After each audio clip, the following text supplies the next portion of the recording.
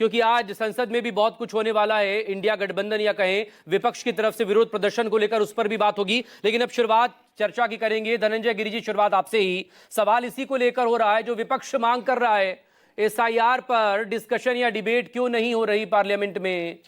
देश की सबसे बड़ी संसद में, लोकतंत्र के मंदिर में, अगर लोकतंत्र की सबसे बड़ी प्रोसेस जो इस वक्त बिहार से शुरू हुई है एसआईआर के नाम पर, और विपक्ष को जो डर है, तो इस पर बहस करके, इस पर चर्चा करके विपक्ष के डर का उसका समाधान कर दिया जाए।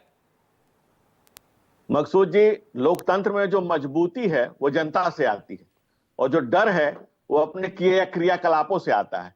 विपक्ष अगर काले रंग के कपड़े पहन के आए तो उससे कोई दिक्कत नहीं, लेकिन काला मन लेकर के आए, काले कारनामे करे। और कांग्रेस ने जो लोकतंत्र को कलंकित किया, राजद उसको रौंद रहा है, और दोनों जो साथ में मिलकर के कर रहे हैं, चलते चलते राजद और कांग्रेस के विधायक को बिहार की जनता अलविदा कर रही है कि फिर ना लौटियो विधानसभा में। गिरि जी, इन्हें बिहार जब विधानसभा को बीहड़ बनाने का जो काम ये कर रहे हैं, और जो अखबारों को सुबह दिखा रहे हैं कि भाई जो विधानसभा में तो विधायक तो है होना, और जांच तो हर पर सॉरी आपको 30 सेकंड के अंदर इंटरवीन, सॉरी आपको 30 सेकंड के अंदर इंटरप्ट कर रहा हूं मैं। लेकिन चूंकि आप कह रहे हैं कि लोकतंत्र की मजबूती लोगों से आती है, लेकिन सवाल तो इन्हीं लोगों के वजूद का है कि वो वोटर रहेगा कि नहीं रहेगा। अबे 52 लाख का जो आंकड़ा आ रहा है, एक बड़ा डर तो विपक्ष का ये भी है कि पिछली बार हार और जीत का मार्जिन टोटल सिर्फ 12,000 वोटों का ही था। जो आज विपक्ष में है पार्टी और गठबंधन, वो सत्ता में आने से चूक गया था सिर्फ 12,000 से। और अगर इस 52 लाख को मैं 243 विधानसभा से डिवाइड कर दूंगा तो एक विधानसभा पर कम से कम 20 से लेकर 21,000 वोटर का अंतर पड़ जाएगा। Now please complete Giri ji. मकसूद जी, सबसे इंपॉर्टेंट बात है कि क्या हर मोर्चे पर नागरिक सत्यापन जरूरी नहीं है?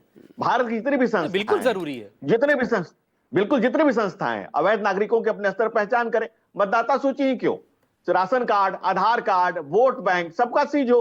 अवैध तरीके से जो बैंक खाता खुला वो भी सीज होना चाहिए। किसी घुसपैठियों के खिलाफ जंग जारी होनी चाहिए देश में। और आप देखें, इसका परिणाम देखें कि बांग्लादेशी मोहम्मद कलीमुद्दीन और करीमुद्दीन भुइयां जो विदेश से आए थे, बांग्लादेश से आए थे, वो विधायक बन गए।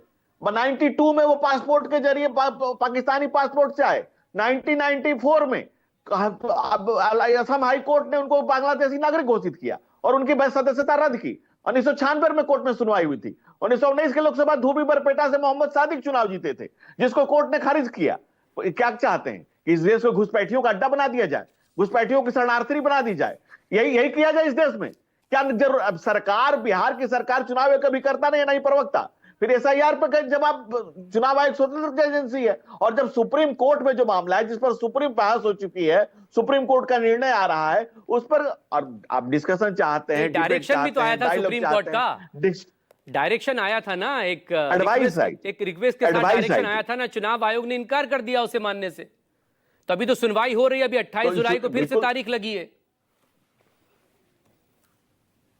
भाई। तो 28 तारीख को अगर चुनाव आयोग जो भी निर्णय अपना पक्ष रखेगा सुप्रीम कोर्ट में, सुप्रीम कोर्ट इस पर जो भी निर्णय लेगा, उस पर पहले हाय तौबा मचाने की जरूरत क्या है?